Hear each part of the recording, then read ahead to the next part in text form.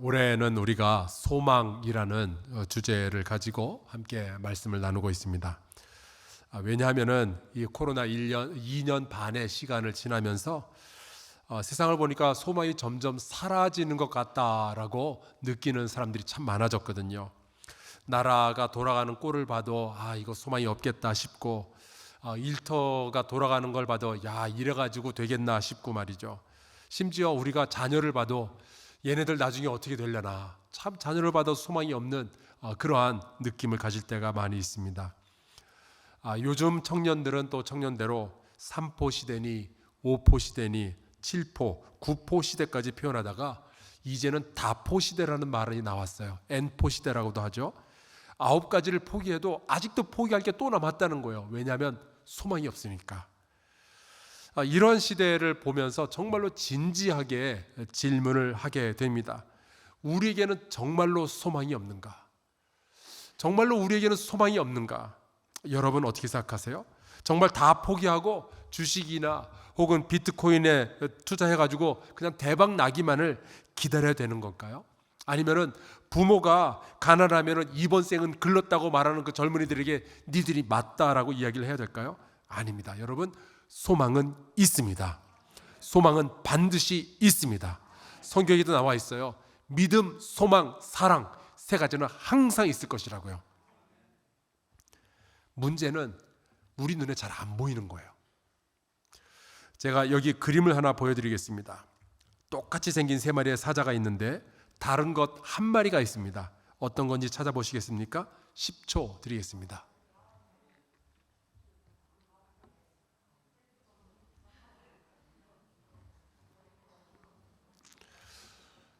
조용히 찾아보시죠. 자, 1번이 다른 것 같다. 손 들어보십시오. 2번이 다른 것 같다. 3번이 다른 것 같다. 난 모르겠다. 모르는 분들 계시죠? 정답은 2번이 다릅니다. 뭐가 다른가 하면은 사자 갈기를 보면은 가운데 턱수염 하나가 빠졌어요. 그렇죠? 양옆은 다 있는데 가운데 것만 없습니다. 이제 제가 한번 말씀드리고 나니까 이제는 보이죠? 앞으로는 안 보려고 그래도 저게 먼저 보일 겁니다. 아마 처음부터 2번이 맞다라고 하시는 분은 저게 뭔지 발견해서가 아니라 예전에 한번 이 그림을 보신 적이 있을 거예요. 아니에요? 여러분, 소망이 그래요. 똑같은 상황, 똑같은 고난 속에서도 누군가는 기어코 소망을 발견하게 되고요. 어떤 사람은 중간에 자꾸 포기를 하는 거예요. 어디에서 차이가 나는 걸까? 저 사자 그림의 경우에는 힌트를 받았느냐 못 받았느냐, 여기에서 차이가 납니다. 우리의 인생의 경우에는 하나님의 말씀을 우리가 들어보았는가? 이 사람은 어떠한 상황에서도 소망을 발견하게 되는 거고, 하나님에 대해서 들어본 적이 없는 사람, 하나님의 지혜를 갖지 못한 사람은 이 세상 가운데서 소망을 찾다가 헛된 소망을 발견하거나 혹은 진정한 소망을 발견하지 못해서 중간에 포기하게 되는 거죠. 하나님을 신뢰하는가 그렇지 않은가, 여기에서 소망이 있다 없다가 차이가 날 수 있는 거예요. 하나님께서 나를 도우실 것이다, 그 하나님이 나를 붙들어 주실 것이다, 이 믿음을 가지면 소망이 보일 텐데 이 믿음이 없으니까 자꾸만 우리가 포기하게 되는 거예요. 이거 큰일 났다, 이 생각만 하게 되는 거죠. 그래서 시편에 보면은 이 시가 19절이 굉장히 여러 번 나옵니다. 똑같이 생긴 구절인데요, 그 중에 하나를 읽어보겠습니다. 내 영혼아, 내가 어찌하여 낙심하며 어찌하여 내 속에서 불안해하는가? 너는 하나님께 소망을 두라. 그러면 어떤 일이 벌어지느냐? 그가 나타나 도우심으로 말미암아 내가 여전히 찬송하리로다. 여러분, 하나님을 알고 있으면, 하나님을 붙잡으면 소망이 있는 줄로 믿습니다. 그래서 저는 여러분과 함께 말씀을 통해서 소망 보는 훈련을 하고 싶은 거예요. 소망이 있다는 힌트를 여러분에게 드리고 싶은 거죠. 오늘 우리가 산 밑에서 일어난 기적의 이야기를 보았는데 아마 많은 분들이 이미 이 말씀을 보셨을 겁니다. 먼저 제가 이 질문을 한번 드려보겠습니다. 혹시 여러분 가운데 내가 20년, 30년 신앙생활 했는데 나는 내 믿음에 자신 있다 하는 분 손 들어보시기 바랍니다. 무슨 의도인지 몰라가지고 대답을 못 하시겠죠. 아마 대부분의 사람들은요, 나는 믿음이 자신 있어, 이렇게 이야기하기를 어려워할 거예요. 괜찮습니다. 저도 뭐 여러분의 믿음에 대해서 대단히 자신 있거나 그러진 않습니다. 제 자신을 봐도 그래요.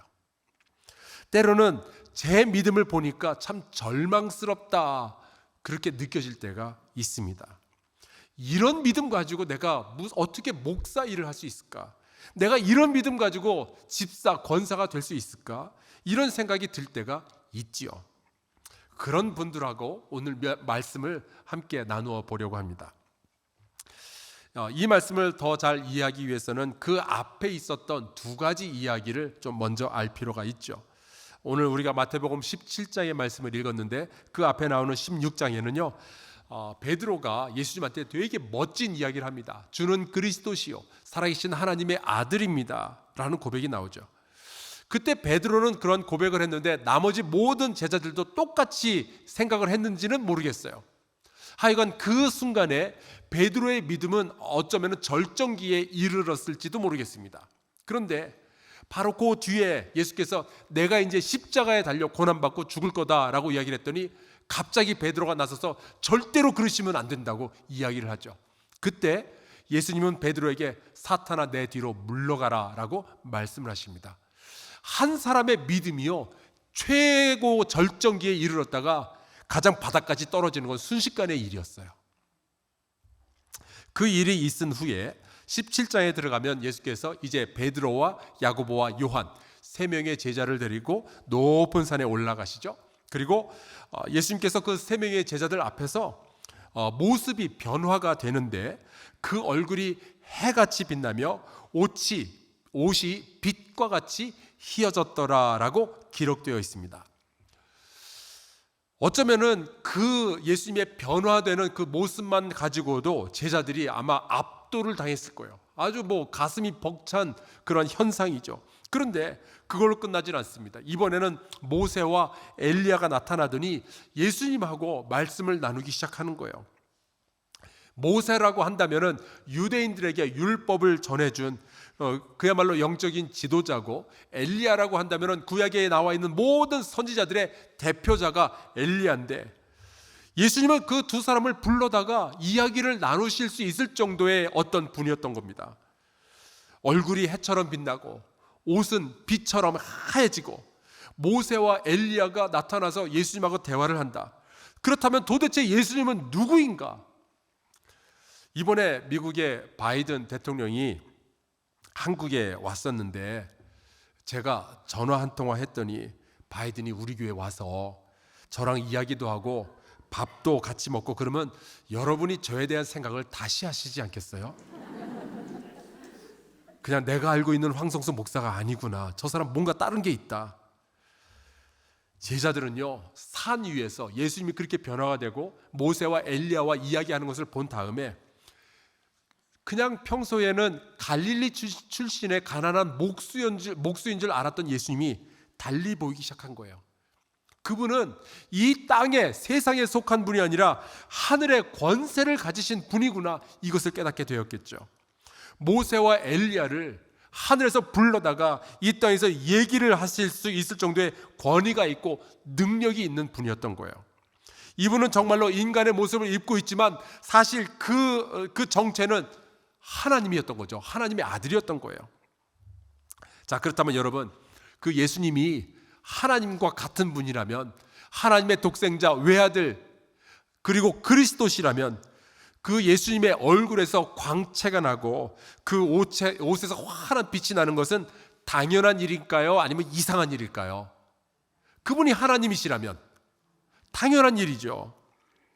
사실 여러분, 이 예수님의 변화는 평범했던 분이 특별하게 변한 게 아니고요, 특별했던 분이 자기의 모습을 그냥 드러내신 것 뿐이었어요. 빌립보서 2장 6절에 보면 그래서 이런 말씀이 나오죠. 그는 근본 하나님의 본체시나. 여러분, 예수님의 원래 모습은 하나님인 거예요. 삼위일체, 성부와 성자는 같은 분인 겁니다. 그래서 영광의 광채가 그 모습에서 드러나는 것은 이상한 일이 아니고 당연하고 자연스러운 일인 거죠. 그러니까 예수님의 입장에서 본다면 그 얼굴에서 빛이 나고 옷이 휘어지는 것은 특별한 사건이 아니고 오히려 그것이 예수님에게는 평범한 일상이 맞는 겁니다. 그래서 여러분, 제가 보기에 진짜 기적은요, 그런 하나님께서 우리와 같은 인간들의 세상에 사람의 모습으로 오신 것, 그게 진짜 기적이에요. 죄 많고 부족한 우리와 함께 계시면 안 되는 그분이 우리의 곁으로 오신 거죠.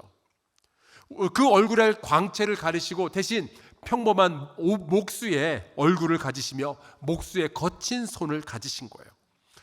그 예수님은 인간들과 죄인들의 친구가 되어주셨고 이 제자들의 선생님이 되어주신 겁니다. 진짜 기적은 평범했던 갈릴리 목수가 산 위에서 하나님처럼 빛난 것이 아니라 하나님이 산 아래에 평범한 갈릴리 목수의 모습을 취하고 이 땅에 오신 거예요. 바울의 말을 이렇게 빌려보겠습니다. 그분이 누구시냐? 하나님과 동등됨을 취할 것으로 여기지 아니하시고 오히려 자기를 비워 종의 형체를 가지사 사람들과 같이 되셨고 사람의 모양으로 나타나사 자기를 낮추시고 죽기까지 복종하셨으니 곧 십자가에 죽으심이라. 여러분, 이것이 인류가 경험했던 최대의 기적입니다. 이 기적 덕분에 우리가 구원을 입은 거예요. 제자들이 이 변화산에서 어떤 경험을 했을까요? 여러분, 예수님도 이 변화산에서 변화를 하셨지만 그 순간 제자들도 변화되었습니다. 어떻게 변화되었는가? 그들은 자기들이 지난 3년 동안 예수님과 함께 살았던 것이 그 모든 시간이 다 기적이었다는 것을 깨닫게 된 거예요. 평범한 줄 알았던 모든 시간이 그 하루하루가 하나님과 함께 동행했던 기적의 시간이었던 것을 깨닫게 되었겠죠. 예수님의 진짜 모습을 보고 나니까 그 예수님과 함께하는 자기들의 하루하루의 평범했던 날들이 얼마나 소중하고 소망이 있는 시간이었는지를 그날부터 깨닫게 된 거예요. 저는 우리의 예배가 이와 같다라고 믿습니다. 예배를 드리면은 우리가 하나님의 임재를 경험하게 되죠. 하나님의 말씀을 듣게 되죠. 예수 그리스도의 은혜를 깨닫게 되죠. 그러면은 이 예배라는 시간을 통과한 사람은 우리의 일상을 해석할 만한 능력이 생기는 거예요. 그냥 우연히 벌어지는 일이 아니라, 나도 모르는 사이에 벌어지는 일이 아니라 하나님께서 나를 지켜주시니 이 일상 월화수목금토가 하나님의 말씀으로 다시 한번 해석이 되고 새롭게 보이기 시작하는 거죠. 하나님과 함께하는 시간이라는 것을 예배를 통해서 우리가 깨닫게 되는 겁니다. 그래서 예배가 소중한 거예요. 사랑하는 성도 여러분, 예배를 소중히 여기고 예배 시간에 꼭 참여할 수 있기를 주 예수 그리스도의 이름으로 축원합니다. 그래야 여러분의 일상이 새롭게 보이게 되는 거예요. 이 일이 있었을 때 이 베드로와 야고보와 요한은 아마 그들의 믿음이 절정에 또 이르렀을 거예요. 대단한 걸 봤잖아요. 예수 그리스도의 진짜 모습을 봤잖아요. 이분이 이런 분이었구나. 그런데 그 일 후에 이제 예수님과 제자들이 산 아래로 다시 내려오게 됩니다.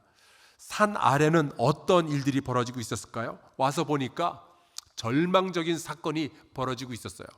먼저는 귀신 들린 절망적인 아이가 있었고요.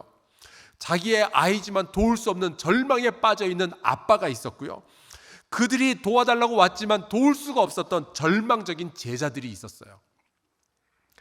그런데 여러분, 이 예수님께서는 그 절망적인 상황으로 걸어 들어가십니다. 그때 이 귀신 들린 아이의 아빠가 예수님 앞에 엎드려서 자기를 좀 도와달라고, 자기 아이를 좀 고쳐달라고 간청을 하죠. 제가 이 말씀을 보면서 생각을 하는데 어쩌면은 이 귀신 들린 아들보다 더 고통을 겪는 사람이 이 아빠일지도 모르겠다라는 생각을 했어요. 아들이야 귀신 들렸으니까 자기 자신이 뭐 불에 들어가도 물에 들어가도 자기는 모르죠. 하지만 그것을 바라보고 있는 부모는 얼마나 가슴이 아프겠어요. 아이가 불에 뛰어들면은 그 아이를 구하기 위해서 불에 같이 뛰어들어야 되는 것이 부모잖아요. 아이가 물에 뛰어들면 그 아이를 건져내기 위해서 뛰어드는 사람이 부모잖아요. 어쩌면 장애를 가지고 있는 아이를 둔 부모의 심정이 이런 게 아닐까 싶습니다. 자녀의 고통은 고스란히 부모의 고통이 되는 거죠. 그런데 이 절망적인 고통 속에서 이 아이의 아빠가 먼저 만났던 사람들이 제자들이었어요. 서당께도 3년이면 풍어를 읊는다는데 제자들은 그 순간 아무것도 할 수가 없었습니다. 아무리 애를 써봐도 이 간질 걸린 이 아이로부터 귀신을 쫓아낼 수가 없는 거예요. 아버지도 절망적이고 이 아이도 절망적이지만 제자들의 상황도 절망적인 거예요. 예수님을 3년을 쫓아다녔는데 아무것도 할 수가 없었습니다. 그래서 이 아버지가 그 상황을 예수님께 다 말씀을 드리는 거예요. 그때 예수께서 제자들을 보시면서 이렇게 말씀하십니다. 예수께서 대답하여 이르시되 믿음이 없고 패역한 세대여, 내가 얼마나 너희와 함께 있으며 얼마나 너에게 참으리요, 그를 이리로 데려오라 하시니라. 예수님께서 화를 내셨어요. 근데 제가 이 말씀을 보면서 좀 그렇다. 제자들이 못 고칠 수도 있는 거 아니에요? 그러니까 제자죠. 아니 왜 그런 걸 가지고 화를 내셨을까? 근데 여러분 이유가 있어요. 마태복음 10장 1절을 보겠습니다. 예수께서 그의 12 제자를 부르사 더러운 귀신을 쫓아내며 모든 병과 모든 약한 것을 고치는 권능을 주시니라. 그리고 나서 그 권능 받은 사람들의 이름을 열거하는데 우리가 아는 12 제자 이름이 다 나오는 거예요. 베드로, 안드레, 야고보, 요한, 빌립, 바돌로메, 도마, 마테, 알페오 아들 야고보, 뭐 다 나옵니다. 그러니까 이들은요 이미 더러운 귀신을 쫓아내며 모든 병과 모든 약한 것을 고치는 권능을 이미 받아서 가지고 있었어요. 그러면은 이렇게 어려운 사람이 왔을 때, 절망에 빠진 사람이 왔을 때 이 제자들이 소망이 되어줘야 되는 거잖아요.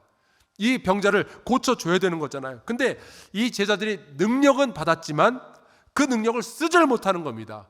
소망은 있는데 소망을 발견할 수가 없는 거예요. 마가복음 9장에 보면 똑같은 이야기가 나와 있는데 거기에는 이 일이 너무 커져가지고 주변에 사람들이 많이 몰려와서 구경을 시작한 거예요. 서기관들이 제자들하고 말싸움을 하기 시작합니다. 니들은 왜 이런 것도 하나도 고치지 못하냐고. 여러분 능력이 있는데 성도들이 쓰질 못하니까 구경거리가 된 거예요. 여기에 우리가 기도해야 할 기도 제목이 있습니다. 제가 목회하면서 보니까요 교회 안에 능력 받은 사람이 굉장히 많이 있어요. 기도의 능력, 찬양의 능력, 봉사의 능력, 재물의 능력. 그런데 그 능력을 발휘하는 사람이 참 적을 때가 있는 거죠. 은사를 받았는데 은사를 사용하는 성도들이 참 적을 때가 있습니다. 성도로 부르심을 받았으나 그 삶 가운데서는 거룩함이 드러나지 않는 경우들이 있는 거예요. 성령은 받았지만 성령의 열매 맺는 성도들이 적어 보일 때가 얼마나 많이 있는지 모릅니다. 여러분 능력을 받았으나 누구나 능력을 발휘하는 것은 아니더라고요. 제자들은 그러면 왜 그 능력을 받아놓고서도 그 능력을 발휘하지 못했을까? 이게 아마 우리 모두의 질문이죠.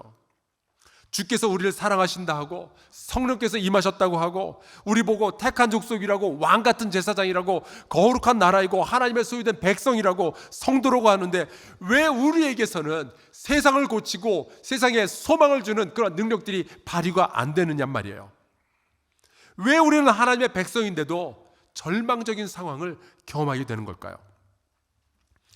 그래서 제자들이 조용히 예수님께 찾아옵니다. 창피했던 거죠. 우리가 왜 아무것도 할 수가 없었을까? 그래서 물어봅니다. 우리는 어찌하여 쫓아내지 못하였나이까? 예전에 귀신 쫓아낸 능력 받았는데 왜 이 순간에는 그 능력이 발휘가 안 된 겁니까? 그때 예수께서 말씀하십니다. 너희 믿음이 작은 까닭이니라. 근데 이 말씀을 하신 후에 예수께서 겨자씨만한 믿음만 있었더라도 산을 옮길 수 있었을 텐데 못할 것이 없었을 텐데 너에게는 그 겨자씨만한 믿음조차도 없구나. 지금 예수님께서 이 말씀을 하신 거예요. 그렇다면 우리가 능력을 발휘할 수 있는 최소한의 믿음의 단위가 이 겨자씨만한 건가? 그러면 겨자씨만한 믿음이라는 건 도대체 어느 정도 분량의 믿음을 뜻하는 건가? 근데 여러분 여기에서 예수께서 말씀하시는 것은 믿음의 분량이 아니에요. 왜냐하면 예수께서는 20절에 예수님께서 그 제자들의 믿음이 작다라고 말씀하시기 전에 17절에 보면 분명히 제자들에게 이 믿음이 없고 패역한 세대요라고 말씀하셨거든요. 그러니까 제자들의 작은 믿음이라는 것은 사실은 믿음이 없다라고 말씀하신 거예요. 그렇다면 겨자씨만한 믿음이라는 건 도대체 뭔가, 이게 능력을 나타내거나 못 나타내거나 그 중간을 가름하는 그런 단어일 것 같은데, 그 해답이 마태복음 21장에 나와 있습니다. 여기 보면 예수께서 이런 말씀을 하셔요. 예수께서 대답하여 이르시되 내가 진실로 너에게 이르노니 만일 너희가 믿음이 있고, 작고가 아니라 크고가 아니라 있고 의심하지 아니하면 이 무화과 나무에게 된 이런 일만 할 뿐 아니라 이 산더러 들려 바다에 던져지라 하여도 될 것이요 너희가 기도할 때에 무엇이든지 믿고 구하는 것은 다 받으리라 하시니라. 겨자씨만한 믿음이라는 것이 믿음이 크고 작은 것을 의미하는 것이 아니라 믿음이 있다라는 것을 의미하는 거예요. 믿음이 있기만 하다면 작아도 그 능력을 발휘할 수 있는 거예요. 믿음은 있느냐 없느냐의 문제지 크냐 작냐의 문제가 아니란 이야기죠.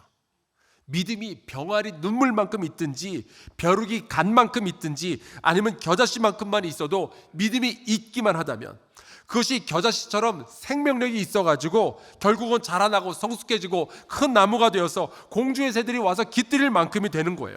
능력이 발휘가 되는 거예요. 그런데 이 제자들에게는 그 순간, 마태복음 16장에서도 믿음이 있었고 마태복음 17장에서도 베드로와 야고보, 요한은 적어도 최고조의 믿음을 가지고 있었지만 그 산 아래에서 그 제자들은 도무지 믿음이 없었던 거예요. 그래서 그들은 절망적인 믿음의 상황에 처하게 됩니다. 우리가 신앙생활하면서 스스로에게 물어봐야 할 질문은 내 믿음이 작은가 큰가가 아니라 믿음이 있기는 있는가 하는 거예요. 우리가 10년 20년 교회 다니면서 성경 읽다가 뭐 배우고 목사에게 뭘 들어서 알고는 있고 이론적인 면에서 동의도 하고 그러지만 정말 위기의 순간에도, 가장 소망 없어 보이는 절망의 순간에도 우리는 하나님을 신뢰하고 있는가 하는 거죠. 결단의 순간에 나의 믿음이 작동을 하고 있는가, 믿음이 있기는 있는데 그게 살아있는 믿음인가. 여러분, 우리가 이것을 한번 판단해 볼 필요가 있습니다. 많은 분들이 내가 예수 믿기로 작정했습니다, 그러면 그날 이후로부터 죽을 때까지 믿음이 그냥 그대로, 그 모습 그대로 있다고 생각을 하시는데 제가 여지껏 살아오면서 보니까 그렇지 않은 것 같아요. 교회에 오면은 믿음이 있는 것처럼 보여요. 그런데 집이나 회사로 돌아가면은 믿음이 사라지는 경험을 하는 사람들이 얼마나 많이 있는지 모릅니다. 예배 드릴 때는 믿음이 있는 것 같아요. 근데 예배 마치고 주차장에 가보니까 누가 내 차를 긁어놨어요. 그 순간에 믿음이 싹 사라집니다. 교회에서 성경 읽을 때는 믿음이 있는데 회사에서 계약서 쓰는 순간에는 믿음을 좀 뒤로 밀어놓을 때가 있죠. 목사님 만날 때는 내가 믿음이 있는 것처럼 이야기하지만 집에 가서 남편을 보는 순간 믿음이 싹 사라져버리는 거예요. 믿음은 있고 없고를 반복하고 있어요. 내가 20년 30년 신앙생활을 했지만 지금 나의 신앙을 보니 참 절망적이다 하는 분들이 있을지 모르겠습니다. 그때 우리는 어떻게 해야 될까요? 마태복음에는 아니지만 마가복음 9장에 보면 똑같은 이야기가 나와 있는데 여기에 보면 귀신에게 사로잡힌 아이의 아버지가 외치는 비명소리가 있었습니다. 이렇게 말했어요. 나의 믿음 없는 것을 도와주소서. 아마 이 아버지의 비명소리가 그날 절망적인 믿음을 가지고 있었던 그 제자들의 비명소리였을 거예요. 정말 창피합니다, 주님. 나의 믿음 없는 것을 도와주소서. 우리의 믿음 없는 것을 도와주소서. 그때 예수께서는 다 됐다, 관둬라, 니네들은 믿음 없으니 떠나라, 포기하신 것이 아니죠. 그 믿음 없는 제자들을 대신하여서 예수님은 그 어린아이에서 귀신을 내어 쫓아주십니다. 제자들에게 믿음이 없으니까, 그 아이의 아빠에게 믿음이 적으니까 예수님이 대신 기적을 일으켜 주신 거예요. 그날 이 제자들이 무엇을 배웠을까요? 우리가 믿음이 없을 때도 주님은 우리 곁에서 우리를 떠나지 아니하시며 우리를 도우신다는 사실입니다. 우리의 믿음의 수준이 절망적으로 보일 때도 주님은 우리의 곁에서 우리를 도우시는 우리의 목자시라는 사실이죠. 아이의 아빠처럼 우리의 믿음 없는 것을 도와주셔서 겸손히 우리의 상황을 주님 앞에 고백을 하고 주님 앞으로 나아간다면 주님께서 우리의 소망이 되어주신다는 그 사실을 제자들이 배웠을 겁니다. 우리가 믿음이 없어서 절망적일 때, 우리가 믿음이 없어서 아무런 능력도 나타나지 않을 때, 그때 주님께서는 우리를 도와주시는 거예요. 그래서 히브리서에 보면은 이런 말씀이 있습니다. 우리에게 있는 대제사장은 우리의 연약함을 동정하지 못하실 이가 아니요 모든 일에 우리와 똑같이 시험을 받으신 이로되 죄는 없으시니라. 그러므로 우리는 긍휼하심을 받고 때를 따라 돕는 은혜를 얻기 위하여 은혜의 보좌 앞으로 담대히 나아갈 것이니라.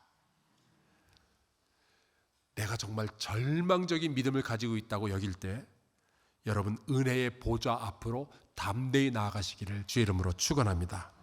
내가 믿음이 없구나라고 느낄 때 주님께 소망을 둡시다.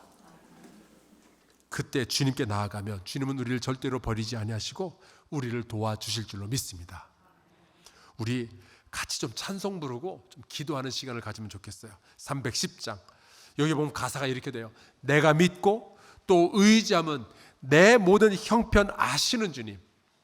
여러분이 절망적인 믿음을, 약한 믿음을, 없는 믿음을 가지고 있다고 여길 때도 주님 모든 형편 아시고요, 주님께서 여러분을 도와주시고 보호해 주실 거예요. 그 주님을 기억하며 같이 찬송하고 기도하겠습니다.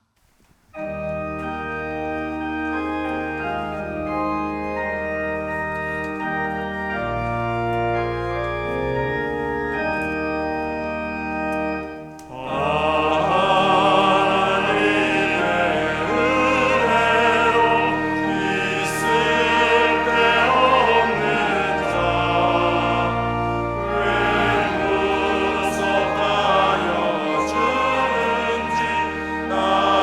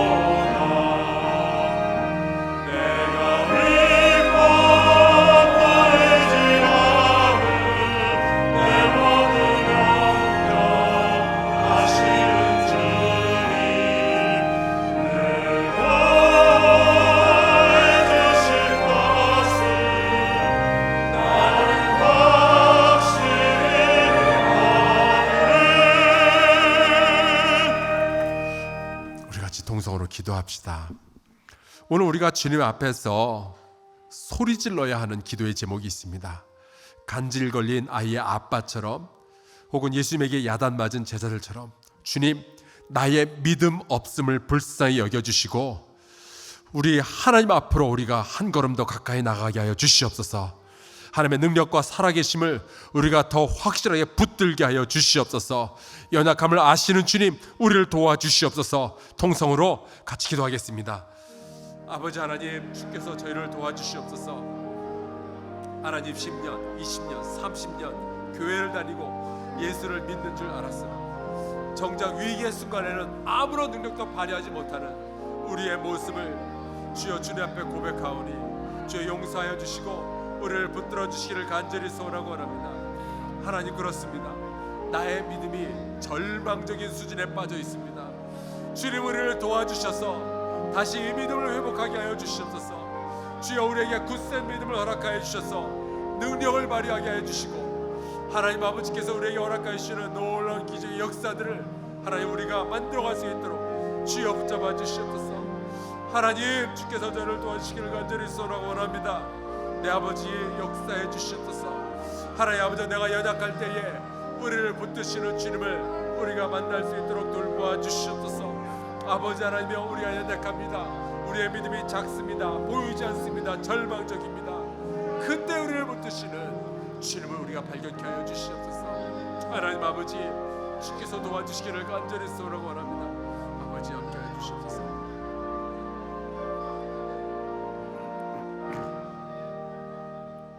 살아계신 하나님 아버지, 우리의 모든 연약함을 주께서 다 아시는 줄로 믿습니다.